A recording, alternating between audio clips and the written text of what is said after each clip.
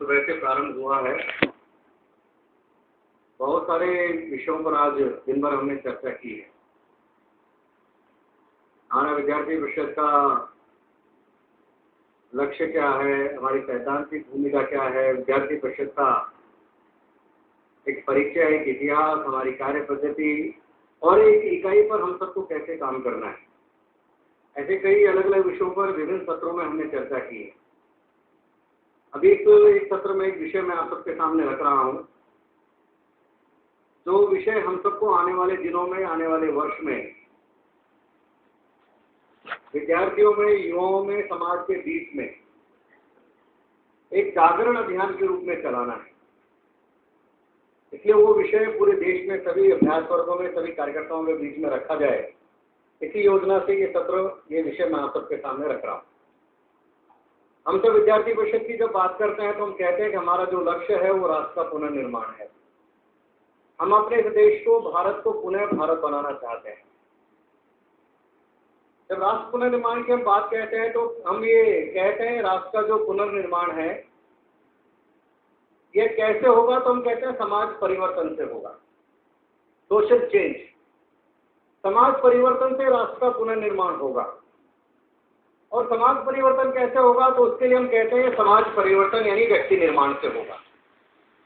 व्यक्ति निर्माण का अर्थ हम सब जानते हैं कि व्यक्ति निर्माण के लिए हम सब काम कर रहे हैं। जो कार्यकर्ता बनाने की हमारी प्रक्रिया है वही हमारे व्यक्ति निर्माण की प्रक्रिया है। यानी जो आज सामान्य विद्यार्थी मनुष्य हमारे संपर्क में आता है, हमारे संपर्क में आने के बाद उसके जीवन में अच्छी बातें हैं, उसके जीवन में उन अच्छी बातों को बढ़ाना और उसके जीवन में हमारे कुछ दोष है, कुछ बुराइयां हैं तो उसको कम करना, यानी यही कार्यकर्ता निर्माण, यही व्यक्ति निर्माण की प्रक्रिया है। तो व्यक्ति निर्माण से हम समाज परिवर्तन करना चाहते हैं, समाज परिवर्तन से हम राष्ट्र का पुनर्निर्माण करना चाहते हैं। ये हमारा एक प्रक्रिया है तो राष्ट्र के पुनर्निर्माण करने की। समाज परिवर्तन का अर्थ क्या है, तो जब हम समाज परिवर्तन की बात कहते हैं तो समाज का परिवर्तन का अर्थ यह है कि एक समाज के संचालन के लिए जो प्रक्रिया, जिसके आधार पर समाज संचालित हो रहा है, उस समाज के संचालन करने वाली प्रक्रिया में बदलाव लाना, परिवर्तन लाना, यानी ये समाज परिवर्तन है। तो आज की समाज परिवर्तन में की जब हम बात कहते हैं तो कौन से समाज की किन बातों को हम परिवर्तन करना चाहते हैं, हम किन बातों को ठीक करना चाहते हैं, हम कौन सा बदलाव लाना चाहते हैं। तो जब विद्यार्थी परिषद के मिशन की हम बात कहते हैं तो उस मिशन में एक बात हम कहते हैं कि व्यवस्था में परिवर्तन लाना, ये हमारा मिशन है, विद्यार्थी परिषद का मिशन है, यानी सिस्टम में चेंज लाना। तो कौन सा सिस्टम इस देश के अंदर हम लाना चाहते हैं, हम किस बात के आधार पर समाज के संचालन की जो प्रक्रिया है उसको बनाना चाहते हैं।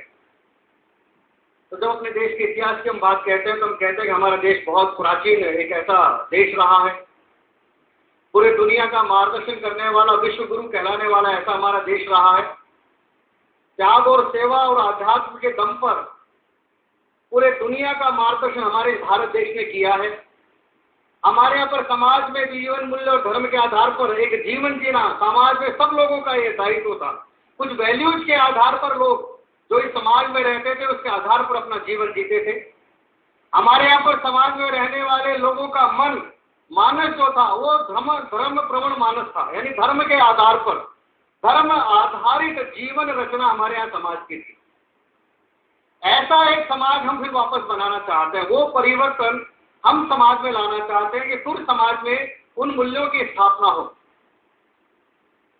यह हमारा एक दायित्व, हमारा कर्तव्य, यानी यही व्यवस्था परिवर्तन है। अगर अपने देश का इतिहास उठाकर देखते हैं तो लगभग 1000 वर्ष तक जिस संघर्ष के दौर से अपना देश गुजरा, जिसको कहा जाता है कि 1000 वर्ष वो भारत का गुलामी का दौर था, मैं उसको गुलामी का दौर नहीं मानता।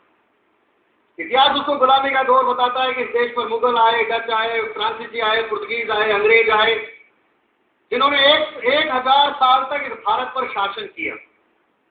लेकिन इतिहास उठाकर देख लीजिए, भारत पर किसी भी व्यक्ति ने शासन नहीं किया। 1000 वर्ष तक हमारा यह देश निरंतर संघर्ष करता रहा। कहीं पर भी इस देश ने, इस भारत ने गुलामी स्वीकार नहीं की। पूरे भारत के कोने कोने में उठाकर देख लीजिए, निरंतर इन आक्रांताओं के खिलाफ, इन आक्रमणकारियों के खिलाफ हमारे इस देश में निरंतर संघर्ष चलता रहा।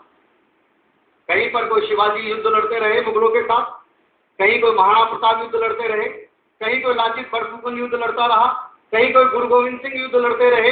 यानी इतिहास उठा करके देखें तो 1000 वर्ष का ये जो दौर है, ये दौर हमारे यहाँ पर निरंतर संघर्ष का दौर है, जहां हमारे पूर्वजों ने, हमारे महापुरुषों ने निरंतर इस देश के अंदर युद्ध लड़ा। किस बात के लिए युद्ध लड़ा? अपने शासन के लिए नहीं, अपने राज्य बचाने के लिए नहीं। इस देश पर, इस राज्य पर अपना शासन स्थापित करने के लिए कोई शिवाजी महाराणा प्रताप ने युद्ध नहीं लड़ा। तो किस बात के लिए युद्ध लड़ा? और शिवाजी महाराणा प्रताप, गुरु गोविंद सिंह ने अगर युद्ध लड़ा तो इसी बात पर लड़ा कि वो जो आक्रमणकारी इस देश की सभ्यता और संस्कृति पर हमला कर रहे थे, उस हमले से इस देश को बचाने के लिए उन्होंने युद्ध लड़ा। शिवाजी महाराज ने युद्ध के बाद में जो विजय हासिल की, तो हिंदवी साम्राज्य की स्थापना मैं इस देश के अंदर करूंगा। वो क्या थे हिंदवी साम्राज्य की स्थापना? और जिस दिन आज हम बैठे हैं, आज 22 जून है, कि 22 जून आज वही दिन है जिस दिन शिवाजी महाराज ने हिंदू साम्राज्य मैं ऐसा इस देश के अंदर लेकर आऊंगा, इसकी घोषणा करने का दिन यह 22 जून है। आज ही के दिन शिवाजी ने घोषणा की थी। यानी कौन सा वो साम्राज्य, कौन सी बातें इस देश में लाना चाहते थे? तो वही वो जीवन मूल्य और धर्म के आधार पर जीवन जीने की समाज की जो हमारी परंपराएं थी, जो हजारों वर्षों से इस देश के अंदर विकसित हुई, जिसके आधार पर हमारे यहाँ के समाज का संचालन होता था, हमारे देश की व्यवस्थाएं बनी थी, वही व्यवस्थाएं, वही समाज के संचालन की उन्हीं नीतियों को वापस लाना, यानी हिंदवी साम्राज्य की स्थापना करना, यह शिवाजी का उद्देश्य था। स्वाधीनता के आंदोलन को अगर हम देखेंगे तो पूरे स्वाधीनता के आंदोलन में भी, जब स्वाधीनता का आंदोलन इस देश में चला अंग्रेजों के खिलाफ, तो जब भी स्वाधीनता की बात हुई तो केवल स्वाधीनता की बात भारत में हमने नहीं कही। हमने हमेशा कहा कि स्वराज चाहिए, लेकिन स्वराज के साथ साथ सुराज भी चाहिए। यानी हम स्वाधीनता और आजादी चाहते थे, लेकिन स्वाधीनता और आजादी के साथ साथ इस देश में उस प्रकार की व्यवस्थाएं भी लाना चाहते थे जो इस भारत के लोगों के मानस के मन के अनुकूल होंगी। ऐसा कि स्वराज और सुराज की दोनों बातों को लेकर के स्वाधीनता का आंदोलन हमने चलाया। 15 अगस्त 1947 को अपना यह भारत देश स्वाधीन हुआ, आजाद हुआ। लाल किले से पंडित जवाहरलाल नेहरू ने झंडा फहराते समय उस समय एक बात कही थी। उन्होंने कहा था कि जब पूरी दुनिया सो रही है उस समय भारत का भाग्य जाग रहा है। लेकिन मित्रों, वो आज तक भारत का भाग्य नहीं जागा, क्योंकि 15 अगस्त 1947 को इस देश की सत्ता बदली, शासक बदले, लेकिन व्यवस्थाएं नहीं बदली। आज वही सिस्टम जो अंग्रेजों ने इस देश को शासन करने के लिए बनाया था, वही सिस्टम, वही व्यवस्थाएं आज भी स्वाधीन भारत में चल रही है। इसलिए हमने कहा कि जो 15 अगस्त 1947 को जो आजादी हमको मिली, वो आजादी आधी है, अधूरी है। अभी तक इस देश को पूरी स्वतंत्रता नहीं मिली, क्योंकि इस देश में संचालन के लिए वही सिस्टम, वही व्यवस्थाएं आज भी होने से हमारे यहाँ शासक और सत्ता तो बदल गई, लेकिन व्यवस्था नहीं बची।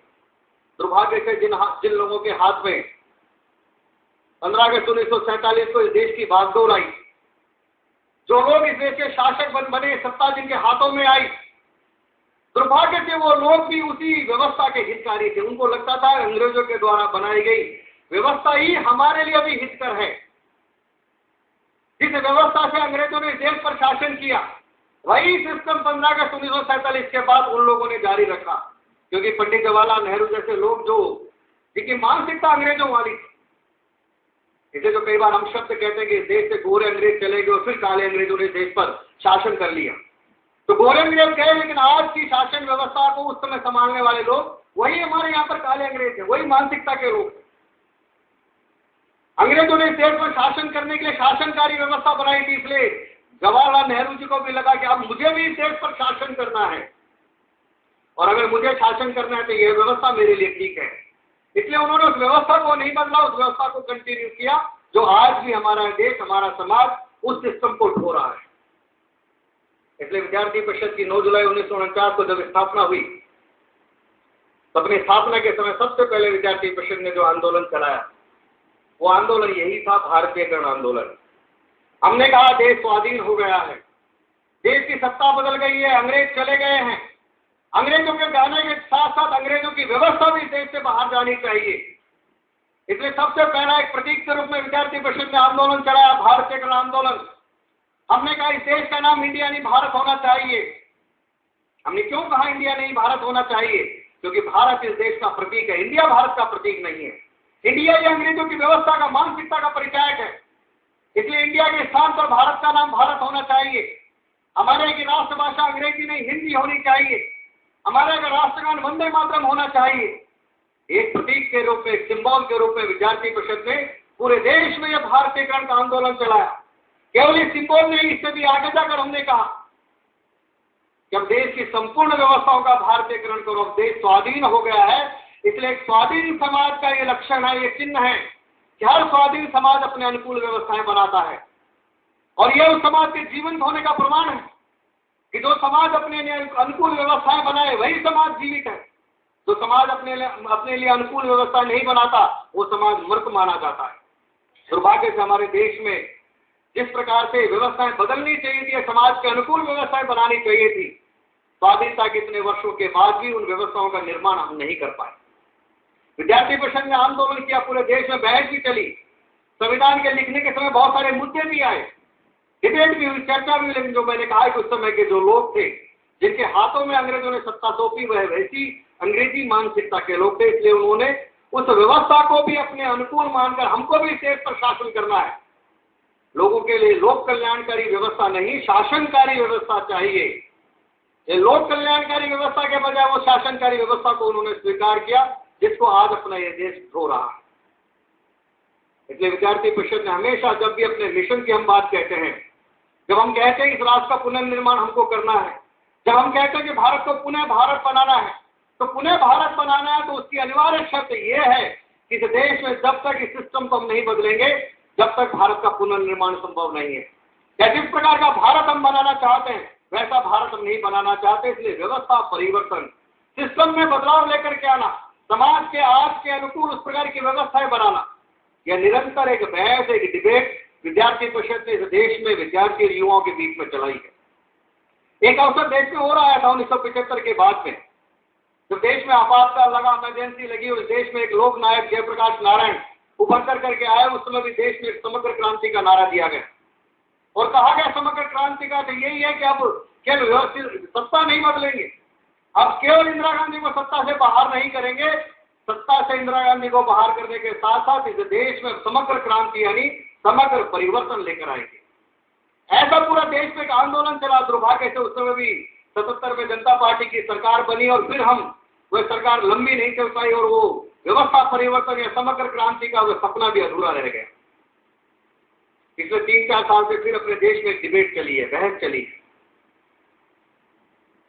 देश में जितने करप्शन के घोटाले हम सबके सामने आए, चाहे 2G स्कैम का मुद्दा होगा, चाहे कॉमनवेल्थ का मुद्दा होगा, चाहे आदर्श हाउसिंग, चाहे कोयला, चाहे एयरपोर्ट, कितने उठाकर देख लीजिए। पिछले 3 साल में इतने बड़े बड़े घोटाले, भ्रष्टाचार के मुद्दे हम सबके सामने आए हैं। लोगों में, देश के लोगों में फिर एक समाज में बहस चली है, मुद्दा उठा है। अब लोग कहने लगे कि आखिर भ्रष्टाचार का कारण क्या है, क्यों देश में यह भ्रष्टाचार बढ़ रहा है। तो लोग कहते हैं भ्रष्टाचार बढ़ने का कारण हमारे सिस्टम में दोष है। जिस व्यवस्था के आधार पर आज हमारा देश चल रहा है उस व्यवस्था में ये दोष होने के कारण से भ्रष्टाचार बढ़ रहा है। मित्रों, केवल सिस्टम के दोष के कारण से भ्रष्टाचार नहीं बढ़ रहा, सिस्टम के दोष के कारण से आज हमारे देश में जितनी भी समस्याएं हैं वो सारी समस्याएं इस सिस्टम के कारण से हैं। उठाकर देख लीजिए, अगर हमारे देश में आज गरीबी है, हमारे देश में आज भूखमरी है, हमारे देश में आज लोगों को शिक्षा नहीं मिल पा रही है, हमारे देश में अगर भ्रष्टाचार बढ़ रहा है, यानी हर समस्या का निदान अगर हम ढूंढेंगे तो ध्यान में आएगा कि हमारे सिस्टम में कहीं ना कहीं गड़बड़ है, कमी है, जिसके कारण से आज अपने देश में इतनी समस्याएं, प्रॉब्लम्स है। यानी ये सिस्टम हमारे अनुकूल नहीं है। ये सिस्टम हमारे अनुकूल नहीं होने के कारण से, भारत के मानस के अनुकूल नहीं होने के कारण से, यहाँ के लोगों के मन के साथ मैच करने वाला नहीं है। इसलिए यह सिस्टम करप्शन को बढ़ावा देता है, ये सिस्टम भूखमरी को बढ़ावा देता है, ये सिस्टम सबको शिक्षा नहीं मिल पा रही है इस सिस्टम के कारण से। यानी कहीं ना कहीं आज की वर्तमान यह व्यवस्था का तंत्र हमारे इस देश के अंदर दोषी है। लोकतंत्र, डेमोक्रेसी हमने अपनाई, लेकिन इस लोकतंत्र में लोक के नियंत्रण का अभाव है। यानी आज भी हम डेमोक्रेसी में वोट तो देते हैं, अपना नेता तो चुनते हैं, लेकिन उस नेता के चुनने के बाद उस नेता पर, उस शासन पर, उस व्यवस्थित सत्ता पर क्या इस देश के आम आदमी का कोई नियंत्रण है? तो उसका अभाव है। हम जिनको चुन करके भेजते हैं उनको पर कंट्रोल करने की कोई पावर अथॉरिटी आज आम आदमी के पास में नहीं है। इसलिए कहते हैं कि लोकतंत्र तो है, लेकिन उस पर लोग के नियंत्रण के अभाव के लोग के नियंत्रण का अभाव है, लेकिन इस पर सत्ता तंत्र व्यवस्था प्रभावी है। इसलिए पूरा का पूरा इस लोकतंत्र में सिस्टम ज्यादा प्रभावी है। इसलिए हमको विचार करना पड़ेगा। इसलिए विद्यार्थी परिषद ने जब इस देश के अंदर पूरे समय ये बहस चल रही है कि कौन सा सिस्टम चाहिए जिसमें एक आम आदमी सुख से अपना जीवन जी सकता है, इस देश का एक आम आदमी ईमानदारी के साथ रहना चाहता है। हम सब रोड पर चलते हैं तो रोड पर जो ट्रक चलते हैं उन ट्रकों के पीछे एक नारा लिखा रहता है। क्या नारा लिखा रहता है? देखो मगर प्यार से, हैं? देखो मगर प्यार से, देखो मगर प्यार से, मेरा पूरी नजर वाले, देखो मगर प्यार से, पूरी नजर वाले तेरा मुंह काला। ऐसा नहीं, एक और लिखा रहता है, जय जवान जय। एक और लिखा रहता है, 99 लोग बेईमान फिर भी मेरा भारत महान है ना। ऐसा उस ट्रक पर लिखा रहता है।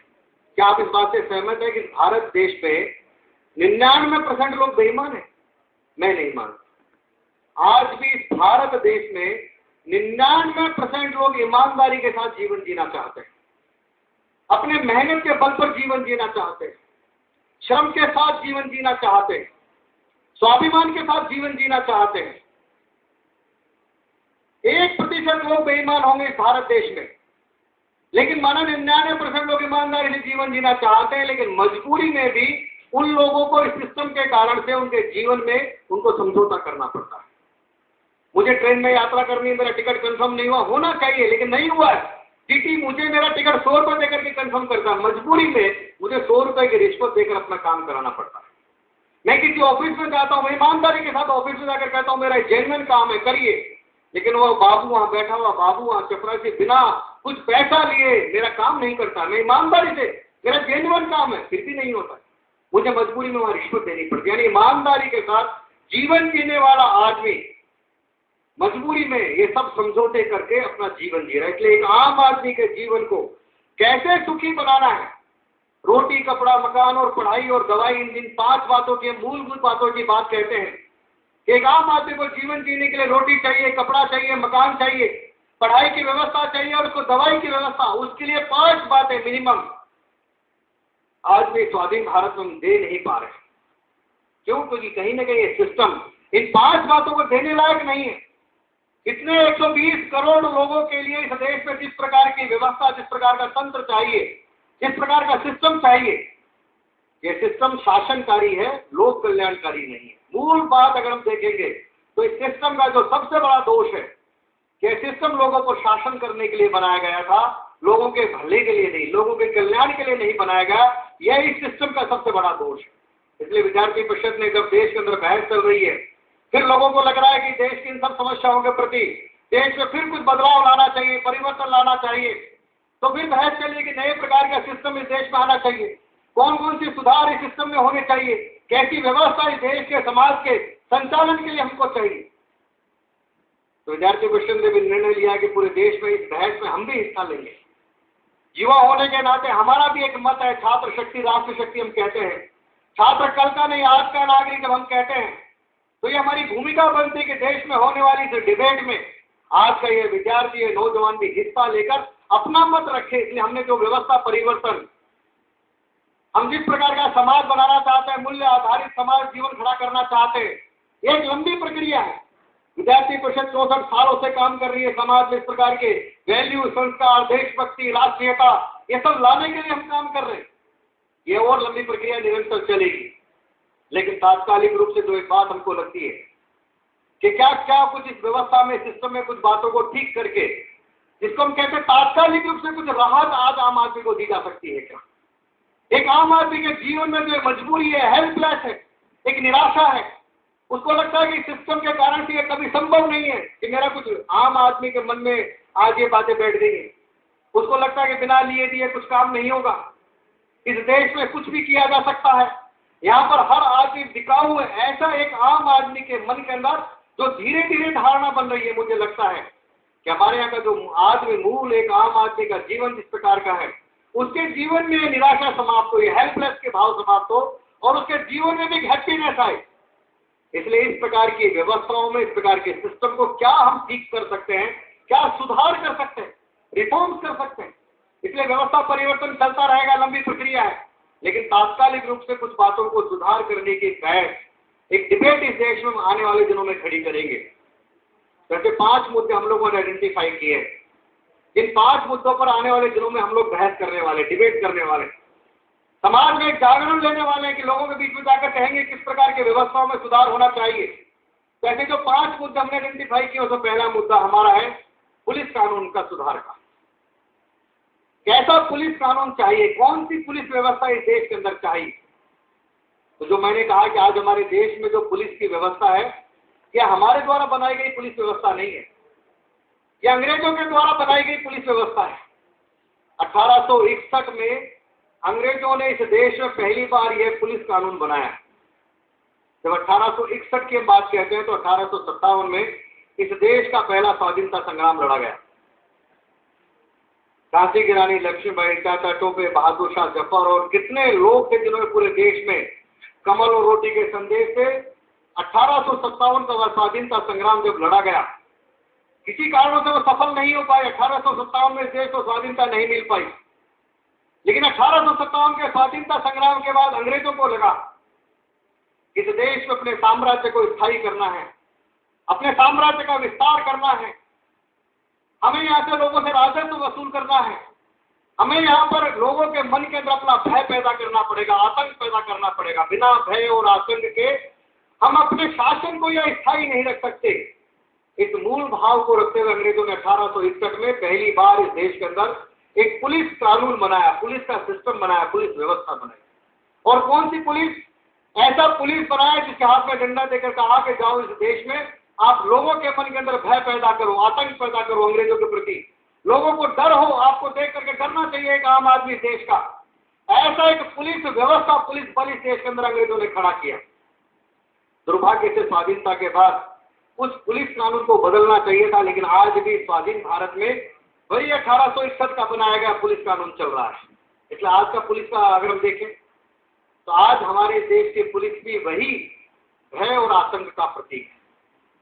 आप में से किसी के घर पर पुलिस आ जाए, सुबह सुबह अगर घंटी बजाए, 5 पुलिस वाले आपके घर के दरवाजे के बाहर खड़े हैं, दरवाजा खोलेंगे तो आपके मन के अंदर सबसे पहले भय और आतंक पैदा होगा, डर होगा, अरे मेरे घर पर पुलिस कैसे आ गई। समाज में मोहल्ले के लोग देखेंगे, अरे फलाना सिंह जी के घर पर पुलिस कैसे आ गई, इसने क्या गलत काम कर दिया जो सुबह सुबह से घर पर पुलिस आ गई। यानी हमारे यहाँ की पुलिस आज भी भय, आतंक, डर का ये पर्याय है। लोग पुलिस को देखकर डरते हैं। आज हमको लगता है कि हमारे यहाँ की पुलिस का यह बदलकर कैसे हमारे यहाँ की पुलिस फ्रेंडली हो सकती है, मित्रवत हो सकती है, सहयोगी हो सकती है।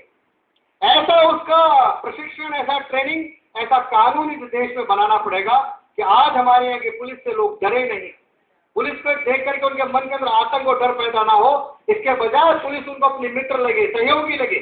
ऐसा भाव लोगों के मन में आने के लिए उस प्रकार का कानून इस देश में बनाना पड़ेगा, उस प्रकार का पुलिस प्रशिक्षण इस देश में लाना पड़ेगा। आज हमारे देश के पुलिस वालों के ऊपर इतना काम का प्रेशर है तो देश में डिबेट चल रही है कि एक पुलिस बल नहीं, 2 प्रकार की पुलिस व्यवस्था इस देश में चाहिए। एक पुलिस बल जो इस देश में केवल लॉ एंड ऑर्डर मेंटेन का काम करेगा और एक पुलिस बल जो आपराधिक केस, क्रिमिनल केस को देखेगा। आज ये हमारा एक पुलिस बल दोनों काम करता है। एक पुलिस वाला लॉ एंड ऑर्डर मेंटेन को भी करता है, वही पुलिस वाला क्रिमिनल केस को भी देखता है।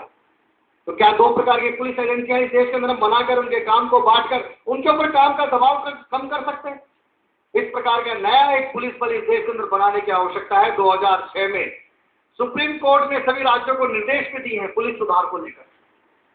इसलिए अभी राष्ट्रीय कार्यकारी परिषद की बैठक में हम लोगों ने एज कहा है कि 2006 के सुप्रीम कोर्ट के डिसीजन को हर स्टेट लागू करे, पुलिस सुधार, पुलिस रिफॉर्म करे। हमारे ये पुलिस की गाड़ियों पर, पुलिस थानों के ऊपर तो लिखा रहता है, मे आई हेल्प यू, आपकी सहायता के लिए सदैव तत्पर दिल्ली पुलिस लिखा रहता है। स्लोगन बहुत अच्छा है, लेकिन हम जानते हैं कितनी सहायता सदैव तत्पर रहती है हमारे यहाँ, कितना रूडली व्यवहार करती है, थानों में जाने पर कैसे बदतमीजी से बात करती है। आप सड़कों पर रोजाना आए दिन आंदोलन करते हैं, आंदोलनकारियों के साथ कितना बदतमीजी और रूडली के साथ दिल्ली पुलिस व्यवहार करती है। क्या इस देश के आम आदमी को अधिकार नहीं को अपनी बात को कहने के लिए इस देश की सड़क पर निकलकर अपने आंदोलन? डेमोक्रेसी है, बात तो हम कहेंगे कि मुझे अपनी बात कहने की अभिव्यक्ति स्वतंत्रता अधिकार है, देश का संविधान हमको अधिकार देता है, लेकिन सड़क पर आकर मैं आंदोलन नहीं कर सकता हूँ, मुझे जंतर मंतर पर प्रदर्शन करना है तो अनुमति चाहिए। यानी कितना एक अनावश्यक रूप से एक प्रोपेगेंडा इस देश के अंदर खड़ा किया गया है। इसलिए हमने कहा कि आज हमारे यहाँ की पुलिस एक आम आदमी के लिए, कॉमन मैन के लिए कैसे फ्रेंडली हो सकती है, मित्रवत हो सकती है, सहयोग करने वाली हो सकती है, और उसके ऊपर जो काम का दबाव है जिसके कारण से आखिर वो भी मनुष्य है, इसलिए उसको सुविधाएं मिलनी चाहिए, उसका प्रशिक्षण, नए प्रकार का प्रशिक्षण देना चाहिए। अगर अच्छे ज्यादा प्रशिक्षण और सुविधाओं को देकर उस व्यक्ति के काम करने की कैपेसिटी हम बढ़ा सकते हैं, तो ऐसे कुछ नए नए प्रकार के सुधार आज हमारे यहाँ के पुलिस कानून में, पुलिस व्यवस्था में करने की आवश्यकता हम लोगों ने बहस का मुद्दा उठाया, डिबेट चल रही है। हमने भी कहा कि इस प्रकार के सुधार आज आवश्यक रूप से इस देश में पुलिस के अंदर होना चाहिए। ये एक पहला मुद्दा पुलिस सुधार का है। दूसरा जो हमारा मुद्दा है जिसके बारे में हमने कहा, न्याय व्यवस्था के बारे में। इस देश के आम आदमी का आज भी हमारे के जुडिशरी पर विश्वास है, उसको कहीं से भी न्याय नहीं मिलता, उसको लगता है कि न्यायालय में जाने से शायद मुझे न्याय मिल जाएगा।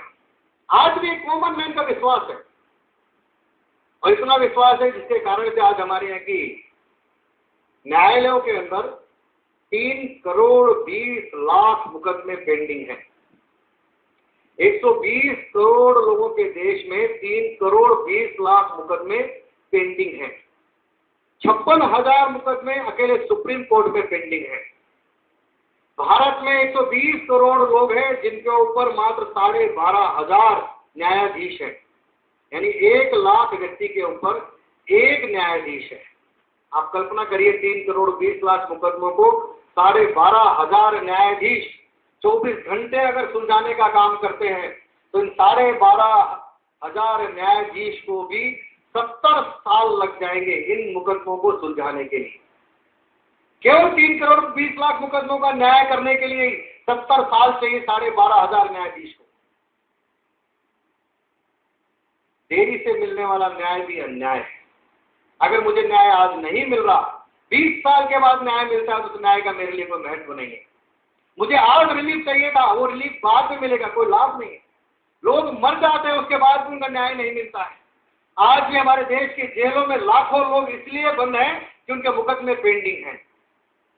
निर्दोष लोग हैं, सुनवाई नहीं हो रही, जेलों में पड़े हुए सड़ रहे लाखों लोग हैं। कितना पैसा इस देश का रेवेन्यू का उन लोगों पर हम खर्च कर रहे हैं केवल इसलिए कि उनका मुकदमे का फैसला नहीं हो रहा। इसलिए आज की न्याय व्यवस्था में समय से न्याय कैसे मिले, उसके लिए आवश्यक सुधार करने पड़ेंगे। नए नए न्यायालय खोलने पड़ेंगे, नए न्यायाधीशों की नियुक्तियां करनी पड़ेगी, ग्राम न्यायालय जैसे प्रयोग भारत में शुरू करने पड़ेंगे, लोक अदालत जैसे प्रयोग जो राजस्थान में शुरू हुआ है, ऐसा लोक अदालत जैसा प्रयोग इस देश के हर स्टेट में, हर जिले में शुरू करना पड़ेगा। फास्ट ट्रैक कोर्ट हमने जो कुछ विशेष केसों के अंदर प्रयोग करते हैं, ऐसे फास्ट ट्रैक कोर्ट और बनाने पड़ेंगे जिससे तेजी के साथ इन मुकदमों को, फैसलों को सुलझाया जा सके। इसलिए इस प्रकार की जल्दी से जल्दी समय पर लोगों को न्याय मिले, इस प्रकार की व्यवस्था, न्याय व्यवस्था, उसके लिए आवश्यक सुधार आज की न्याय व्यवस्था में हमको करने पड़ेंगे। हम जिस प्रशासनिक तंत्र की बात कहते हैं, उसमें सुधार की जो बात कहते हैं, हम कहते हैं कि हमारे संविधान की आत्मा को कार्य रूप से अगर परिणित करने वाला कोई सिस्टम इस देश में तो प्रशासन है। लेकिन हमारे यहाँ का प्रशासन कैसा है? हमारे यहाँ का प्रशासन पूरा का पूरा लाल फीताशाही में बंधा हुआ है।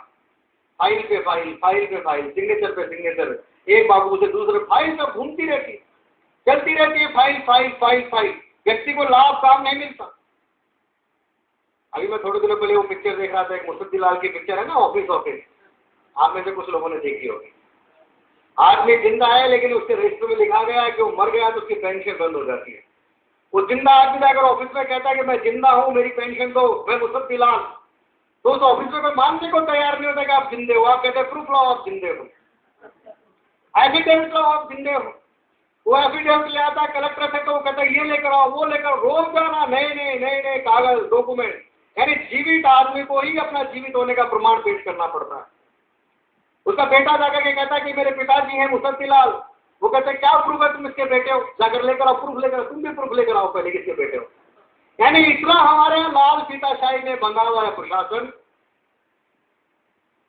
जो राजनेताओं के हाथ की कठपुतली बनकर के काम करता है। राजनेताओं में कठपुतली बनकर काम करता है, इसका अर्थ यह है कि आज भी हमारे देश के प्रशासन में ट्रांसफर और पोस्टिंग ये अधिकार राजनेताओं के हाथ में है। कौन ऑफिसर कहां पर होगा, किस पोस्ट पर होगा, कहां पर काम करेगा, ये अधिकार राजनेताओं के हाथ में होने से वो अपने मनमाफिक नियुक्ति करते हैं, ट्रांसफर करते हैं, पोस्टिंग करते हैं। इसलिए पूरा का पूरा प्रशासन तंत्र लाल फीताशाही में तो बंधा हुआ है, साथ साथ में राजनेताओं के हाथ की कठपुतली बनकर काम करता है। क्यों? क्योंकि वही मानसिकता शासन करने की, मुझे इस देश पर शासन करना है, मुझे एमएलए बनना है, एमपी बनना है, वापस जीतना है, तो मेरे अनुकूल अफसर मुझे चाहिए। क्यों? क्योंकि मुझे शासन करना है, मैं शासन करने के लिए आया हूं, इसलिए अनुकूल मेरा प्रशासन तंत्र चाहिए। यही मानसिकता आपके प्रशासनिक तंत्र में दिखाई देती है।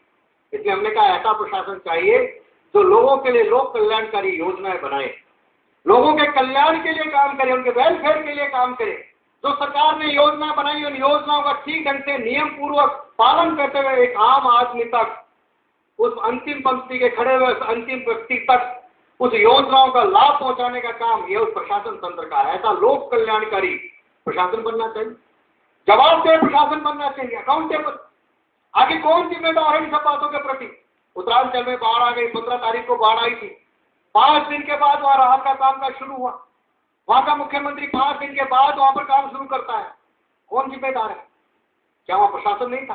क्या उस केदारनाथ में एसडीएम नहीं है, वहां विकास अधिकारी नहीं है, वहां कलेक्टर नहीं है, वहां सुप्रीटेंडेंट ऑफ पुलिस नहीं? पूरा का पूरा प्रशासन का तंत्र है। 5 दिन तक वो प्रशासन का तंत्र क्या करता रहा? क्यों नहीं हजारों लोगों को बचाया जा सका? हजारों लोग केवल इसलिए मारे गए कि उनको सही समय पर राहत नहीं मिली। उसका दोषी कौन है? कौन जिम्मेदार है? कौन अकाउंटेबल है? हमको हमारे प्रशासन के तंत्र में अकाउंटेबल जिम्मेदारी तय करनी पड़ेगी। जब तक यह जवाबदेही तय नहीं होगी, जब तक इसी प्रकार से चलेगा। इसलिए हमने कहा हमारे यहाँ का प्रशासन लोक कल्याणकारी हो, लेकिन साथ में जवाबदेही भी हो, अकाउंटेबल हो कि मेरा काम नहीं हुआ तो इसके लिए ये बाबू जिम्मेदार है, ये ऑफिसर जिम्मेदार है, ये टपरासी जिम्मेदार है, जो भी है उसका तय होना चाहिए। इसका काम इतने दिन में होगा, नहीं तो तुम्हें फाइन मिलेगा। इसलिए पूरे देश में बहस चली कि सिटीजन चार्टर लागू करो। अब ये सिटीजन चार्टर क्या है? वो यही है जो एक आम आदमी को अधिकार देता है कि आपका काम कितने दिन में किस ऑफिस में होगा, ये आपको मालूम होना चाहिए। हर ऑफिस के बाहर लिखा होगा आपका काम इतने दिन के अंदर नहीं होता है तो आप सूचना दीजिए, उस ऑफिसर के खिलाफ कार्रवाई होगी। जैसे राइट टू इन्फॉर्मेशन में कि अगर 1 महीने के अंदर आपने जो अधिसूचना मांगी गई आपको नहीं मिलती है तो उस ऑफिसर के ऊपर फाइन होगा। ऐसा ये सिटीजन चार्टर हर ऑफिस में लागू करते हुए जवाबदेह अकाउंटेबल वहां के सारे अधिकारियों को बाबू को बनाना पड़ेगा। ई गवर्नेंस की सुविधा लानी पड़ेगी। मैं कल अरुणाचल प्रदेश में था, सुबह जब अरुणाचल प्रदेश से ईटानगर से मैं 8 बजे निकला, रास्ते में जो बड़े शहर आए उस शहर में जब हम चाय पीने के लिए रुके तो वहां मैंने देखा सामने एक ऑफिस था, बहुत लंबी लाइन लगी थी। मैंने अपने साथ में कार्यकर्ता को पूछा ये लाइन किस लिए लगी है, तो वो आसाम का कार्यकर्ता था। तो उसने तुरंत जाकर के पूछा, उसने कहा यहाँ पर बिल जमा कराने के लिए लाइन लगी है। मैंने कहा भारत में आज भी इतनी लंबी लंबी लाइन केवल इसलिए लगी है कि लोग बिल जमा कराने के लिए आए। गैस का सिलेंडर लेना है, लंबी लाइन लगाओ, बिल जमा कराना है, लंबी लाइन लगाओ, से लेकर टिकट चाहिए आरक्षण, लंबी लाइन लगाओ। कितनी लंबी लाइन लगाकर इस देश के लोगों का समय टाइम हम खराब कर रहे हैं। आज ई गवर्नेंस जैसी सुविधा इस देश के अंदर हमको बढ़ानी पड़ेगी। मैं अपने घर पर अपने मोहल्ले में बैठकर अपना बिल जमा करा सकता हूँ। ऐसी सुविधाएं देश के हर कोने तक पहुंचानी पड़ेगी। इस देश का एक राज्य गुजरात, जहां पर ये ई गवर्नेंस की सुविधा वहां गुजरात के हर गांव तक पहुंची है।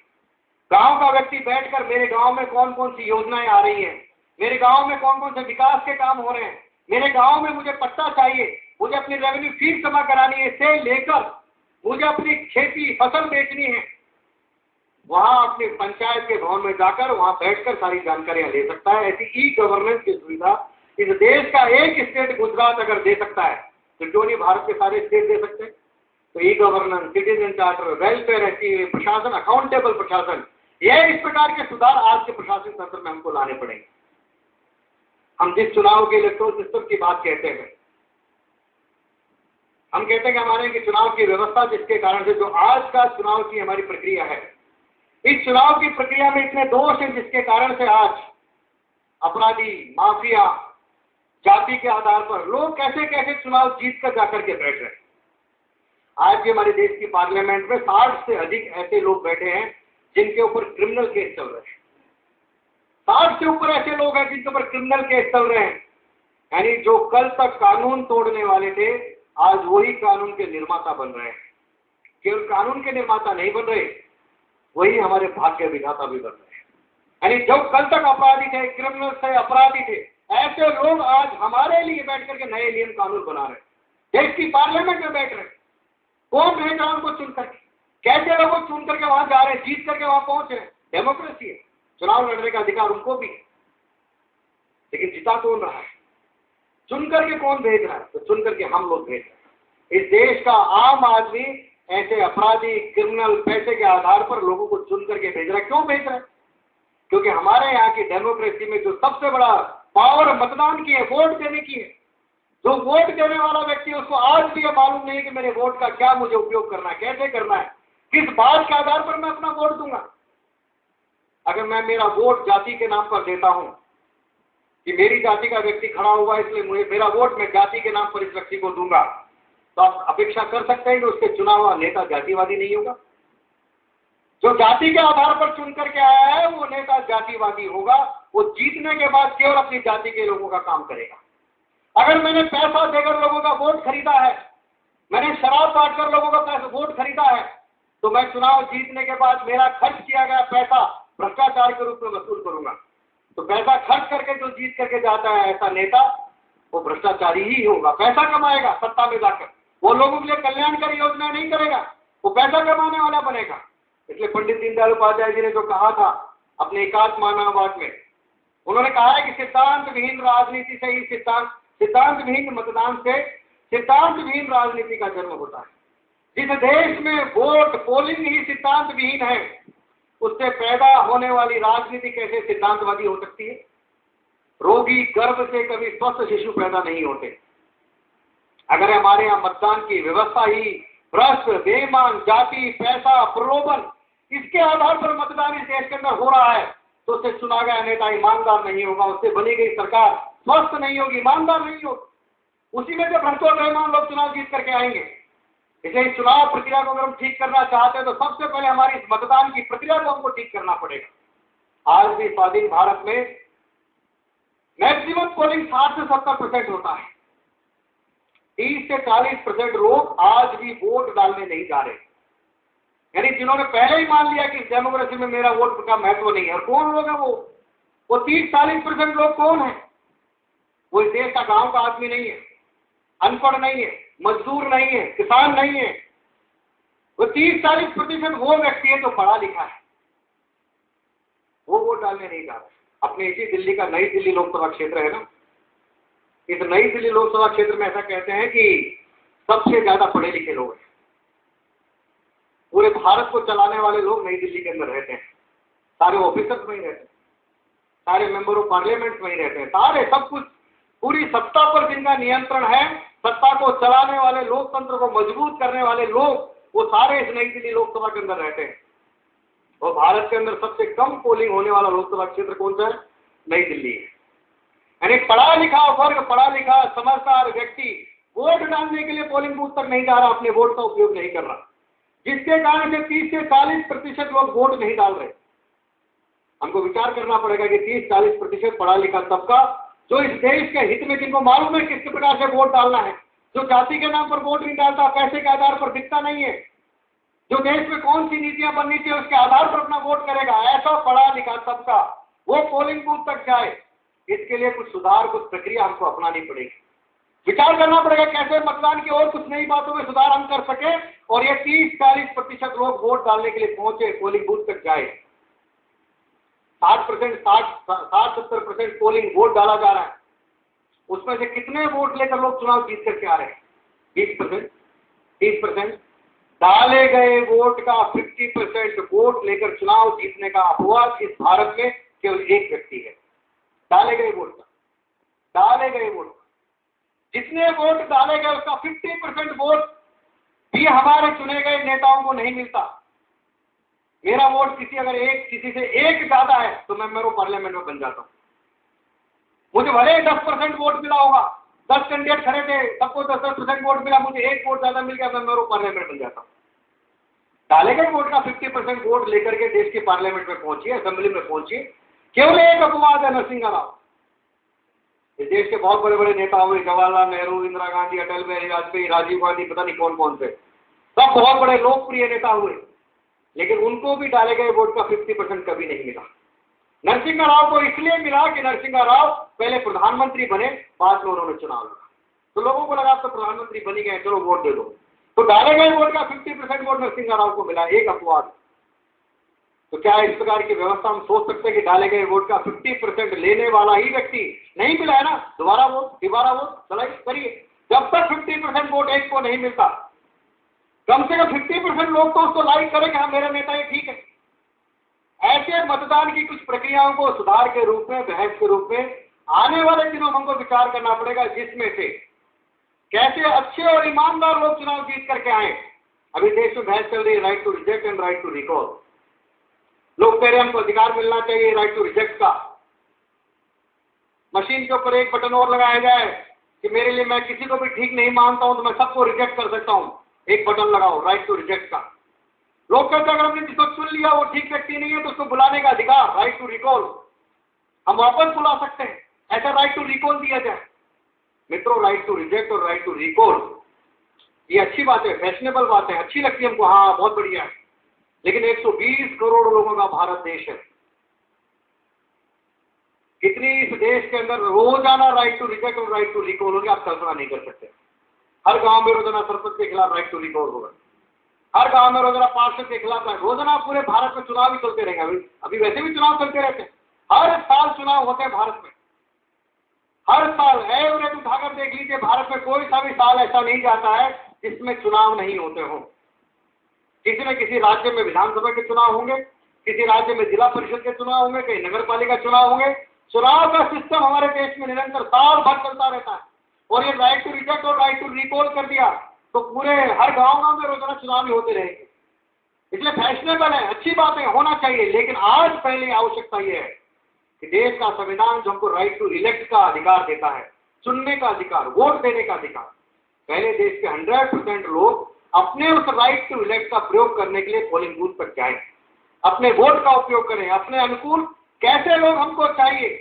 इसलिए उस मतदाता का, उस लोकमत का परिष्कार हमको करना पड़ेगा, उस मतदाता को जागरूक करना पड़ेगा कि अपना वोट वो जाति के नाम पर ना दे, अपना वोट वो लोग, मेरे लिए कौन सा नेता अच्छा है जो मेरे लिए काम करेगा, मेरे गांव के लिए, मेरे समाज के लिए, मेरे देश के लिए।